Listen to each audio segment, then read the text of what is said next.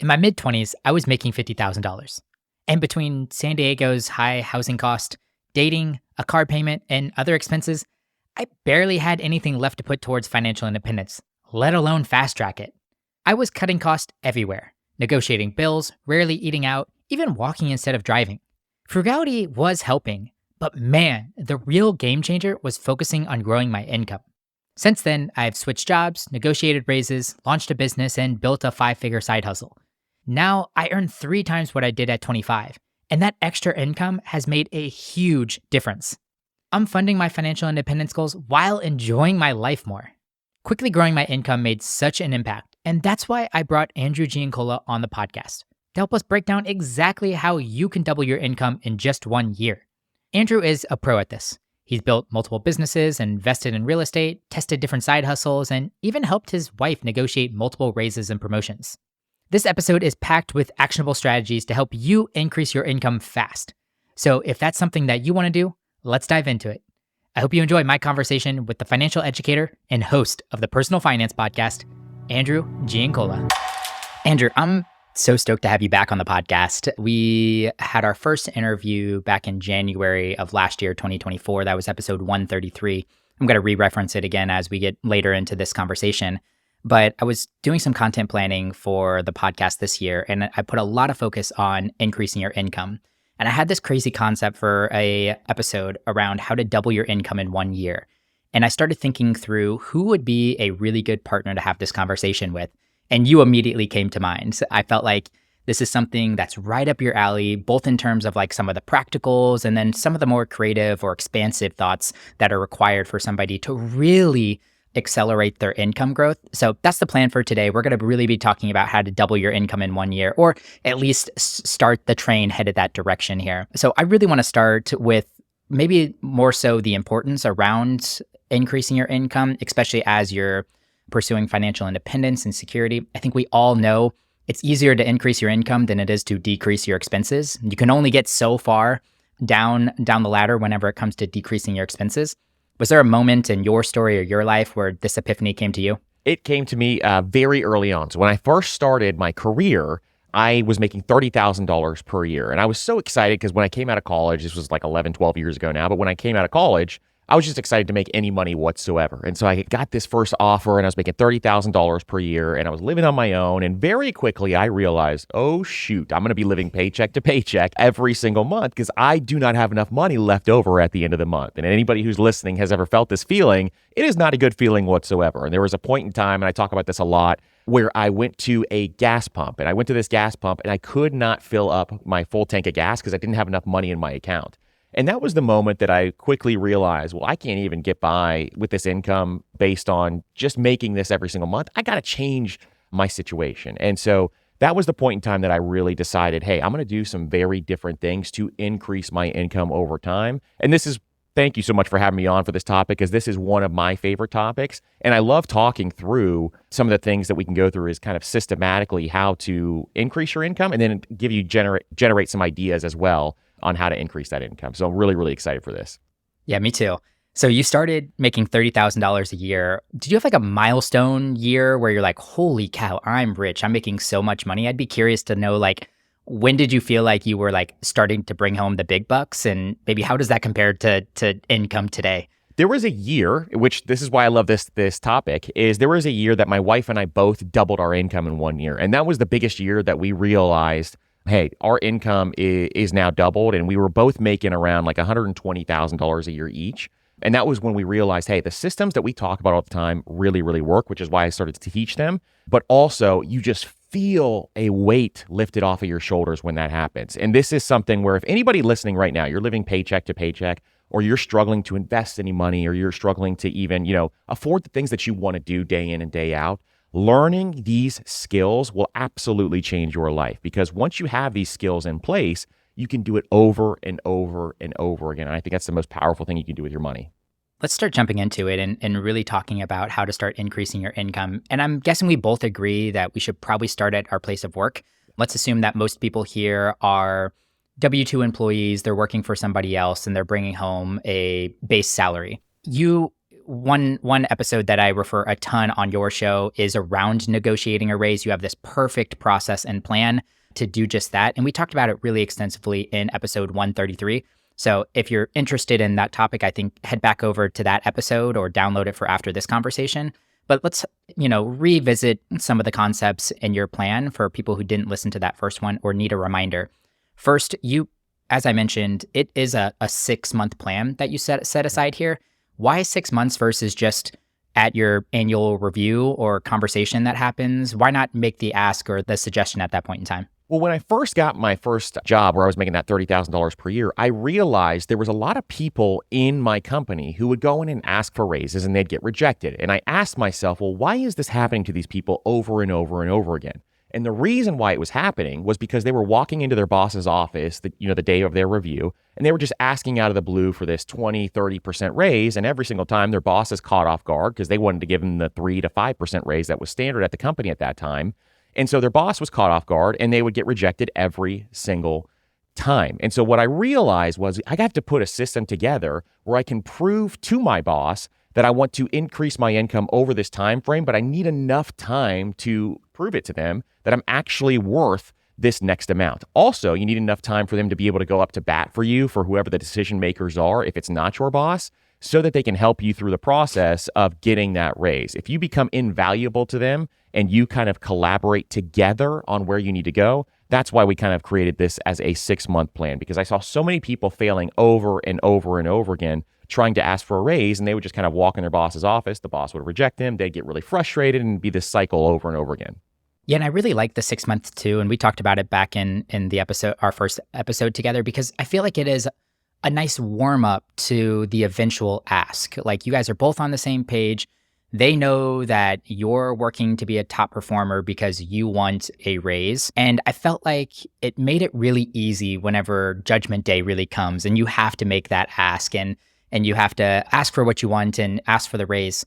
Do you have like a script or some words or verbiage whenever that time really does come? Like, how do you get it out to your boss? Because I feel like this is probably the moment that makes most people the most nervous, is just like how do I actually make that ask now?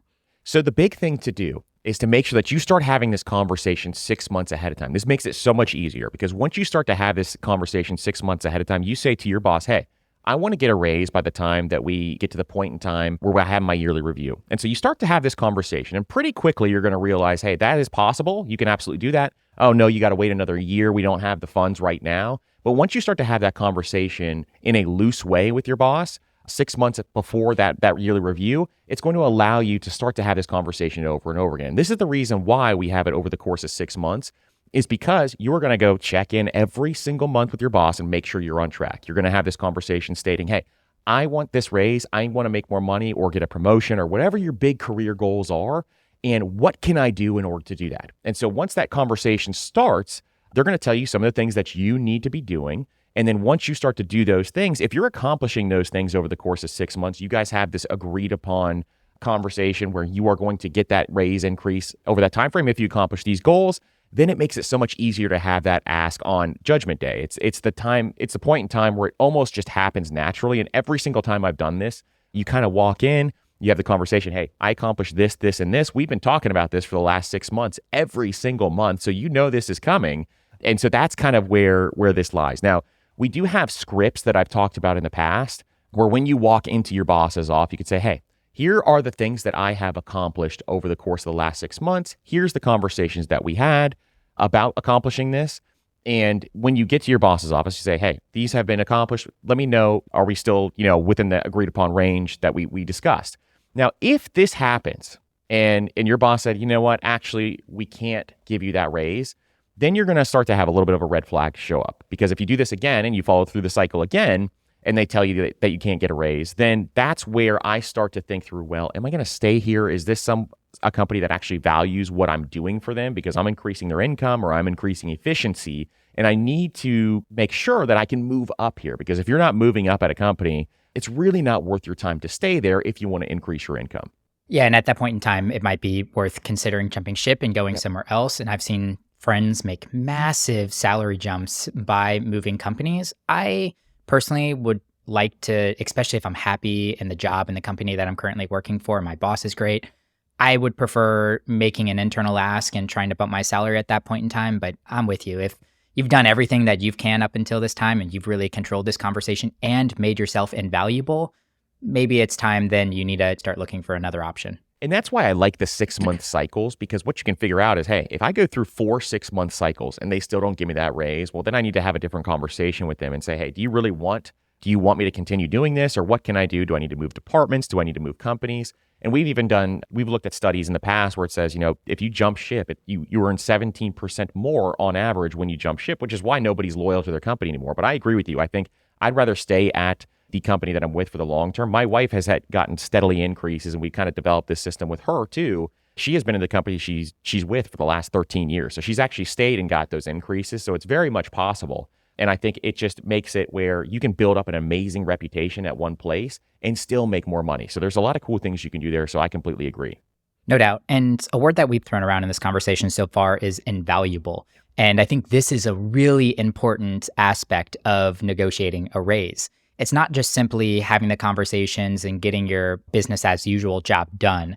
It's really getting out there and figuring out, what does a top performer do and how do I actually execute on that? And I think we both love the concept of career capital by Cal Newport. I'd love for you to maybe hone in on that a little bit more and talk about what's the importance of career capital and how can someone start to build it or develop it? Absolutely. So career capital is one of the most powerful things that you can develop when it comes to your skills at your day job. And the reason why we want to develop career capital is because it'll go with you wherever you go. So this is developing skills within whatever your career path is. Maybe you work in finance and you can do all these amazing Excel reports and create these reports that nobody else can create. Well, learning how to create those reports is a very, very powerful skill that is going to allow you to make more money over time. And the reason why we want to develop these skills is because it helps you make more. Another big one would be something like networking, where you learn how to network, how to play the corporate politics game. We all hate corporate politics. We all don't really want to do it, but guess what? You got to play the game, specifically if you're working in a corporate environment. So that's another one, is making sure that you build out a network of people who can help you when you want to increase your income over time. Another big one is learning how to sell. You're always going to be selling yourself. And so in any environment, you need to have some sort of sales skills. And that's a huge one. Another one is negotiation, for example, that will help you just negotiate your salary. It's going to help you in negotiations when you are working with other companies. Maybe you have to close some deals, and that's what's going to help you get that raise or that increase in income. And so learning how to negotiate is another amazing skill. And there's so many different variables within different careers that you need to think through to see. And here's what I used to do is I said to myself, within my career, who above me has different skill sets that I don't have that are really helping them move up the career ladder? And so when I was in finance, for example, I looked up, and that's where I got the Excel report thing, where there were people above me who could create these very specific Excel reports that nobody else could create. And they would work directly with the CEO and COO. So they would send these reports to the decision makers. And these are the most powerful people in the company. This was a $1 billion company. And because they could create these reports, they had access to the final decision makers. And so this is something I think that everybody should be thinking about. If you are a nurse, or if you have a blue collar trade, are there certifications that you can get that will help you increase your income? Because guess what? Once you have these skills, you can take them with you wherever you go. So it's going to allow you to increase your income wherever you go. And that's why career capital is so powerful. It's so funny that you bring up Excel. That was definitely a career needle mover for me early on. I was an intern and I didn't really even know Excel that well, but I was getting so many of these like large data projects that I just, through YouTube University, got really good at Excel. And it's funny because then all of a sudden I get pulled into another project that would need a lot of data analysis and really summary of data through Excel. And then they couldn't explain it, or maybe they wanted to, like, in the moment, slice up some data and look at it a different way. So they'd start pulling me into these meetings, and then these meetings got elevated to senior leadership. And then all of a sudden I have all of this face time with senior leaders. And one day I start voicing my opinion on some of the topics that they're talking about. And it accelerated my career early on just through the power of Excel. That was kind of like my gateway skill into these like boardrooms and conversations that maybe or maybe not I should have been a part of. But then I just continued to double down on being really good at Excel and learning how some of these leaders thought.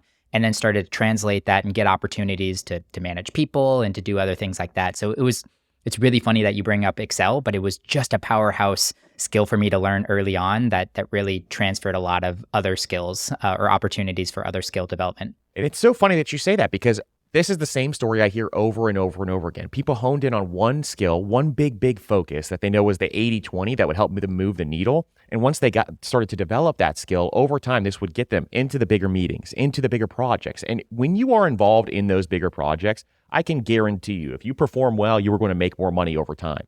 And so once you start to hone in on these skills or even get those certifications, a lot of certifications out there will automatically allow you to make more money pretty quickly in some career paths. I think of people like project managers. When they go out and they get their PMP, for example, they're going to make a lot more money because they have this desired certification that most project managers do not have yet. Or if you're an accountant, you go get your CPA.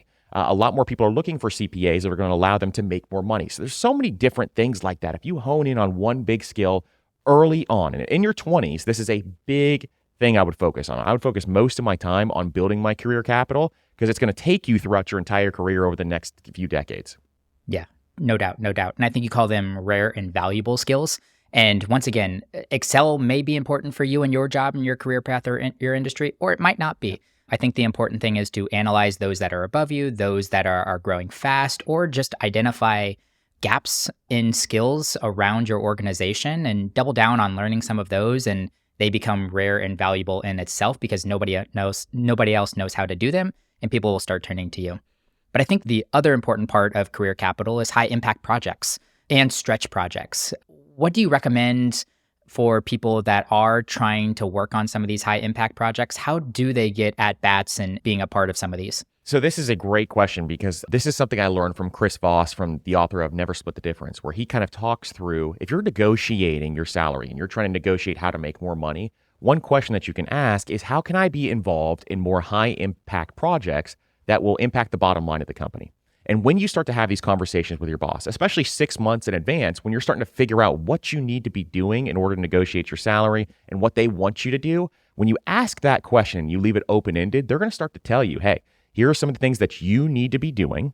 And if you take that information and start to implement this, you can be involved in more high impact projects. So I can remember very early on, one thing I was doing when I was in my finance career was I asked this question, and they said, well, if you want, we can start to put you with the team that is going to help with acquisition. So we were this big, large healthcare company, and we would acquire these small mom and pop locations when they wanted to kind of retire or whatever else. And so we'd get all these acquisition leads coming in, and we'd have to take those leads, analyze these locations, and say, hey, here's how much we are willing to pay for these locations. So this was like an amazing opportunity for me because first, I get to learn how to analyze a business, and I get to learn from people who have been doing it a long time. Secondly, I get to learn how to analyze contracts. So I'd have to read all these different contracts, and I would work with our legal team and our corporate legal team who have been lawyers for 30, 40 years. And literally, I'd have to act like a lawyer going through these contracts because I would read through them first and then send them to our legal team with all of my remarks. So I got to learn those two very valuable skills. And then lastly, negotiation. I would start to negotiate some of these deals with the actual business owners. And those three skills allowed me to really learn a ton about business in my own personal life and just acquiring businesses, those types of things. And so because I was involved in these projects, I acquired 3 new really high value skills by being involved in this. And it's really just asking the question, go into your boss, what are some of the high value projects that we are working on right now? How can I be involved in those? I want to help. I want to be involved in some of these high value projects. And like you said, just exactly what happened to you with your Excel skills is you start to get into these rooms with people who matter within the company. And that's really what you want to be doing. You want them to know you exist, essentially. And so once you start to get into these rooms with the decision makers and the people that matter at the company, that's going to make a huge impact. Because I remember even being involved in those projects, I would talk to the CEO, I would talk to the COO, I would talk to the vice presidents within the company, and we would all be working on these deals together. So I'd be acquiring skills and I'd be networking at the same time. So I think just through increasing or negotiating a raise, you could put yourself on a path to double your income pretty soon. Maybe not a year, maybe it's 2 years. I've seen people double their income through negotiating a raise, especially if they're making less than six figures. But let's say that we've exhausted that route. We've went ahead, we've negotiated a raise, we've gotten a substantial increase, but we still want to make some more income. I want to talk about side income now. And I really kind of broke this down into two subsections. I think there's active side income, or let's just call it side hustling, and passive income, things that require little bit of your time every single month, but they're fairly sustainable. Any other differences that you want to point out in terms of active versus passive income, or how would you define that, I guess?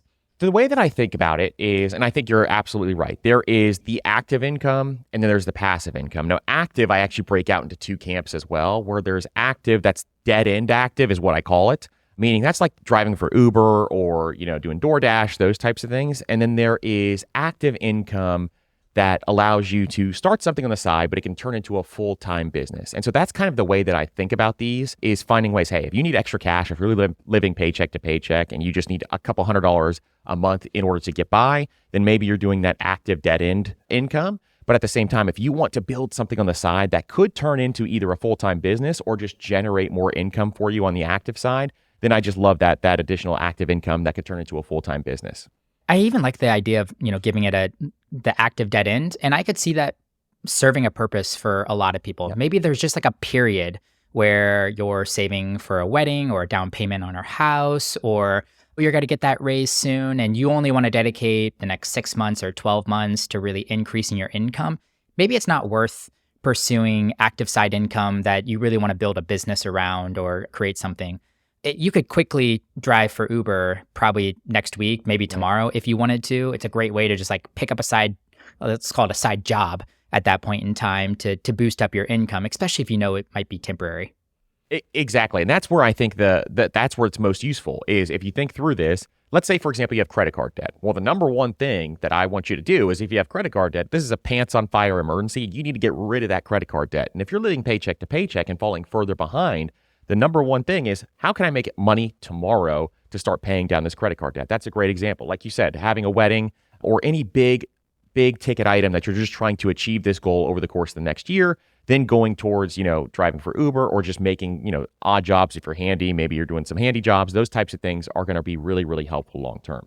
What about your personal side hustle portfolio? What are some things that you've done over the course of the last couple of decades? So I have done a lot of different things. And this is a big thing that I started when I was making that $30,000 a year in my entry-level job. I've done everything from, selling things on Amazon. So very early on when Amazon FBA was starting to get popular, I would go to different stores and I would find things that were selling at Target or Walmart or other places for way less than what it was selling on, like on Amazon for. So a big item is back then you could kind of get approved to be someone who sold groceries on Amazon fairly easily. Now I think it's a lot harder than it used to be.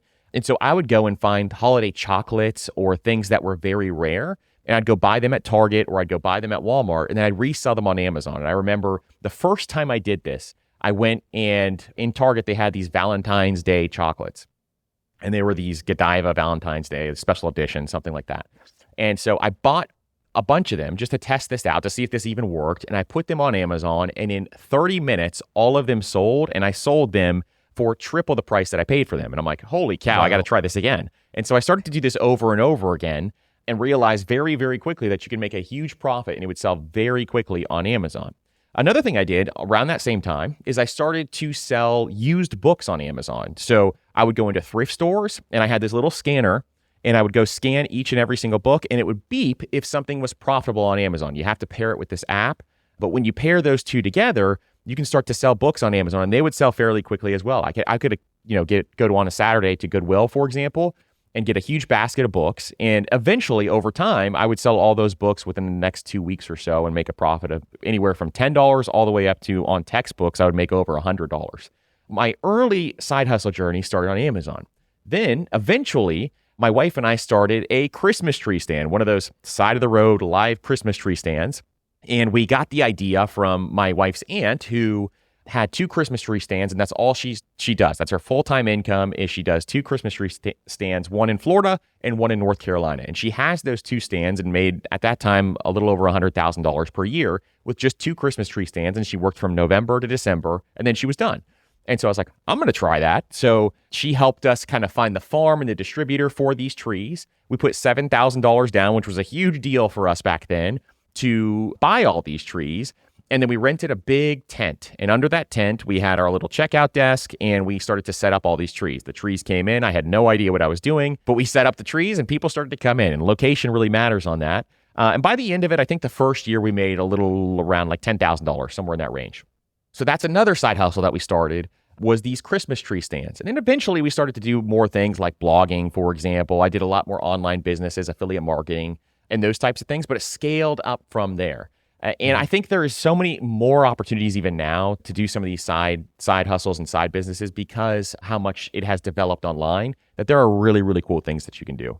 I agree. And going back to your Amazon example, I think retail arbitrage in general is one of the best gateway points into creating a side hustle. Like everybody I know has some kind of expertise in a area of product. It could be you knowing Pokemon cards really well and going around and buying lots of Pokemon cards and then reselling them. It could be simply what you were saying with Amazon FBA. I'm in true Gary Vee fashion. I love garage sale picking and I do a lot of garage sale to Facebook Marketplace arbitrage, and it's a lot of fun, and I keep it pretty light touch and a lot of useful home goods. But it's just one of my favorite things to do on a Saturday morning whenever I have an open Saturday is just hit a couple of garage sales, find a few things that I know are underpriced. Usually they need a cleaning or some light handyman work where you tighten screws or repaint things, and then you can resell them for 3-4 times the amount. It pairs well with me because I like to keep things out of landfill as well. So I go in and enhance the secondary market and get things out of the landfill that normally would be. And I make a little bit of money. I can run around for 3 hours and make $300 pretty easily. And it's honestly just a joy and fun. And I honestly think a little bit of what you should consider in your side income should be that. There should be a fun aspect to it because you're working hard on your 9 to 5 all the time. And if you want to make some side income, especially if you want it to be sustainable over time, go after an interest of yours or something that would light you up and that you would really enjoy after the 9 to 5's done, jumping into that work and getting it done. I couldn't agree more because I think if you can identify what you love to do, what are your big hobbies, what are the things that you like to do day in and day out, and you can start to really, like you said, you can make more money by doing that because you actually understand the industry, and kind of spending your time on something that you actually know can make you so much more money than just trying to go into an industry that you have no idea about. A good example for me right now would be pickleball. So I know a lot about pickleball right now, and pickleball paddles for some reason are $300 a paddle now. But you can go into the used market and you can start to buy paddles that people are done with. There's a lot of wealthy people who play pickleball that they go through a new paddle every single month. You could buy them for really low margins and sell them and make, $100 every single paddle. And it's very, very likely that you'd make $300, $400, $500 every single week. Now imagine the difference that would make in your life if you could make $300, $400, $500 every single week and be able to pay off your debt or save for that wedding or be able to just save extra dollars towards your Roth IRA. I mean, there's so many cool things that you can do with those extra dollars. So just kind of backtrack this when you're planning this out and think through, how can I make a few extra $100 per week that are going to help me just get that cushion in place to accomplish my financial goals? No doubt. No doubt. So as we're moving away from active side income, let's talk about the passive piece to it. And I know there's a lot of conversation about what's truly passive here, but I'd be curious in terms of your passive income streams, what do you classify in terms of income as passive for yourself? For me, it needs to take less than an hour every single month for me to kind of classify it as truly passive. Now, truly passive is you're almost doing nothing, I think. But for me, it's just spending less than an hour every single month on that specific thing. And so you want to make sure that you are making enough where it's cash flow positive. And then at the same time, you're spending less than that hour a month. And then I know you're into real estate. Do you classify real estate as passive income for yourself? And then what else is generating passive income for you? I think the only way you can classify real estate as passive income is if you have either someone like a property manager kind of managing the day-to-day. Some different specific properties can be very passive. So for example, I'm recording right now in a commercial office that I built kind of a studio out in. I talked to my landlord who owns this property specifically, and I said, hey, how often do you get phone calls from the tenants in here? These are all just professional tenants, who own businesses, those types of things. And he said, I probably get a call from each of them once a year, and it's usually just because they need a W-9. That's one really cool thing is that would be truly passive. But if you have, say, a rental property, for example, one of the first properties I ever bought was this duplex, and I call it the duplex from hell because every single thing that could go wrong in that duplex went wrong. For example, When I bought it, it had two tenants in there. One side, the tenant did not just stop paying, would not answer phone calls, and like just did not want to pay anymore. We tried to work with her and try to figure out a way to get her on track, and she wouldn't. The second side, when I went and toured the property, had like a really clean unit, met both tenants, and it was great. Once we bought the property on closing day, they had 15 different fish tanks in a 1-bedroom, 1-bathroom house. They had 7 different cats and 4 dogs. And one night, in the middle of the night, they just left. They disappeared. And so we had an entire unit full of all these pets, and I had no idea what to do. That would not be considered passive to me, is a property like that. And so when I kind of differentiate the two, that's kind of how I think about it.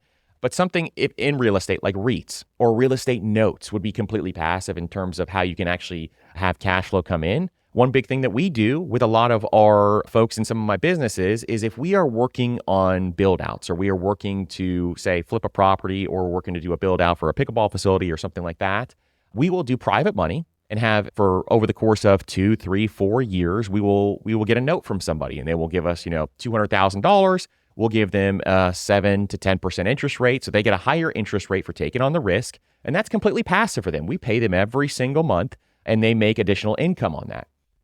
So that's another way that you can kind of think about this. For me specifically, a big one is index funds and ETFs. That's the most passive way you can invest. I literally don't even look at them for most of the year because I have my plan in place. I automate into all my retirement accounts and my brokerage account, and I just set it and forget it. I think that's the most passive you can get. Something like dividend income or, dividend stocks can also be something along those ranges. And that's something I used to invest a lot more in and think through that. And then even, going as far as there are some other avenues that you can go with that, but really it has to take minimal amount of time overall. I think that's the tough part with some passive income. We just talked to Chad Carson in the last episode, and we fleshed out real estate pretty well in that conversation. And I think he would agree there are periods or moments where real estate is passive, and then periods or moments when real estate is not passive, tenant changes or buying a new property, et cetera. I kind of like it from the sense that you can put in the amount of effort that you want. There's a lot of options for outsourcing if you don't want to manage property, if you don't want to fix the property. I think there are some ways to share in the income, but make it more passive if you are somebody that likes maybe the stability and the tangibility of real estate investing. And I think it has its place. But like you too, I'm a big index fund investor. And I mean, I really probably don't need to be spending an hour on it a month, but I probably spend an hour on it max, just checking accounts, reconciling, making sure things go well, buying some more of the fund with my excess money. And then I move on and circle back around to it the following month. And I love that. I think that's kind of the way to think about it too, is when it comes to real estate specifically, I think there are a lot of things that you can do to make it more passive. For example, you can have somebody come in and you can even hire customer service reps to kind of handle all of your incoming calls from tenants. You can hire them from, on Upwork from the Philippines and stuff like that. They take your inbound calls and you tell them, hey, if it's a fix that is $300 or less, just go ahead and do it. Just tell them, send out the plumber or send out the electrician or whatever needs to be done in order to handle that. That's one way you can make it really, really passive, is have somebody on hand to handle that. And all you got to do is just run it in your numbers. So figure out how much that person would make, put it in your numbers, and be able to have a, extended property manager there if you can't afford, a local property manager. Local property managers want to take 10%. And so you can reduce some of those costs. And there are a lot of really cool ways to do that now just by finding the right avenues. The only thing you have to do is just manage that specific person then. And typically that's a lot easier than actually having to manage tenants or some of the things that you do day in and day out. But Chad's absolutely right. There are seasons where, the tenant leaves and it's going to take you a little bit longer in between that time frame. But for the most part, there are months that go by where you don't hear anything at all. Andrew, as we're finishing up this conversation, I'd be curious to know how you're balancing increasing your income, because I know you have a goal for Fat Fire. Like you want to beef up your fire number to make sure that you feel really confident and safe and abundant whenever it comes to money, but balancing that with your life and joy and fun, and you have a young family. So how do you think about that in terms of like balancing that? Because I know if you spent more and more time on income generating activities, you probably make more and more money. But once again, I think that comes with taking that time away from something else. Exactly. And I think one of the best things that you can do is kind of carve out that specific time with your family. So Fat Fire is one of my huge goals. A big problem with me in financial independence is I can't get the goalpost to stop moving. It is my biggest and greatest struggle. Same, man. Same. It is hard, especially if you're like how you and I are. We just want to kind of keep achieving something. And so a big struggle that I have is trying to get that goalpost to stop moving. But when it comes to time, I make sure I carve out typically 2 huge, large blocks for family time. So in the morning, when I wake up, I usually see my kids and my family for about an hour in the morning. And then in the evenings, after about 4:30 or 5 o'clock, I try not to work all the way up until at least my kids go to bed. So I have 3 young kids. They're 6, 3, and a newborn. So I want to make sure that I spend that time with them. And I really, when your kids are that young, you don't really have an option. You have no other option but to spend that time with them, which is amazing. I want to have that option, and it's so cool to be able to do that. So I carve out those 2 blocks. And then outside of that, as I'm starting to build up some of these businesses and some of the other things that I'm doing, I will either wake up super early or I'll work a little later in the evening if I need to get more things done. And so that's how I try to balance the time. But it seems like it is not something that I fully mastered yet, because it seems like a lot of times I'm still working more than I want to. And so it's something I'm actively working on all the time. I'm very specific on how I time block and all those different things. And I get better and better at this every single week. In fact, it feels like I shave down more time every single week, but it's really getting intentional about your calendar and what you're doing every single week. Now, there's a book that I just read recently called Buy Back Your Time, which I think maybe some of your listeners have read that before. And that book changed the way I think about some things in terms of just figuring out what my hourly rate is and what I'd be willing to pay someone to help me with specific things. And so if you are struggling with this, or you're struggling with time management in particular, make sure you check out that book, because I think it's a really, really good read. Yeah, are you comfortable spending on outsourcing services now, or is that still kind of something that's tough for you to do, even knowing your hourly rate and how much you could essentially contract or outsource that for? I've gotten so much more comfortable with it over the course of the last couple of years. So now we have a lot more things that I'm outsourcing, and really it's something that I really want to spend a lot of my time. So I end up having, I have an executive assistant at Master Money in the podcast that we kind of have handling a lot of the things there. On the other businesses, now we have a full team that's kind of helping us with all the big items that we need to make sure that we are taken care of. So between those 2 sides, it actually frees up so much more time that I'm actually able to spend with my kids. And I did this calculation, basically, what am I going to regret at the end of my life if I do not do something specific? And spending time with my kids, especially when they're young, was one big one on my list. And so I started to hire out some of the things that I do now so that I could spend more time with them. Otherwise, I'd be spending just all day and all night working. It's easy to do that. Well, Andrew, this was a blast. I got one final question for you, but before we do that, where can people check out more of your content, more of some of the topics that we talked about in today's conversation? Absolutely. You can check me out on the Personal Finance Podcast. That's our podcast on any podcast player that you love listening to the podcast on. And if you like newsletters, we have one called the Master Money Newsletter. If you just go to mastermoney.co/newsletter, that's where you can find it there.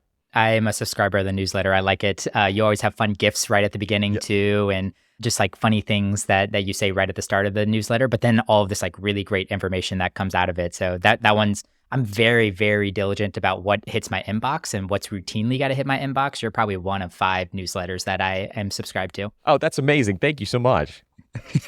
Andrew, final question for you. If you had the opportunity to teach a 16-week class to a group of graduating college seniors on a topic that isn't normally covered in the classroom, what would you teach and how would you teach it? Oh, that is a great question. I think one of the biggest things early on would be actually the conversation that we had today is increasing your income, but in the spirit of trying to learn how to be different, it would be teaching people how to invest. So one big thing that we do here at the Personal Finance Podcast is we do these workshops on investing for beginners. And you'd be amazed how many people come to that workshop, and we are just teaching the bare minimum of what they need to learn and how they need to understand just to get started in investing. And so many people are not taught this knowledge when it comes to, high school or college or anything else, and just taking them step by step. Hey, here is the order of operations of what you need to be doing. Here's how to open an account. Here's what a Roth IRA is. Here's why it's so powerful. Here's what an HSA is, why it's so powerful. Here's the 401k, how to take advantage of that, and kind of go through all that sequence. It's the number one question that we get, and it seems to be the topic that people are the most hungry for when we kind of dive into some of the subjects that we talk about. So it would definitely be how to go from A to Z when it comes to investing. And it sounds like you're already teaching that course. Do you have another one planned right now, or where can people get information on the next workshop? Absolutely. So we have a workshop that we do all the time. Usually it's every other week. If you go to mastermoney.co/investing for beginners, that's going to be the link that'll take you right there. Sweet. Awesome. Once again, everybody, this is Andrew Giancola. He is the host of the Personal Finance Podcast. Andrew, this has been a blast. Thanks for joining me. Thank you so much for having me. This is amazing.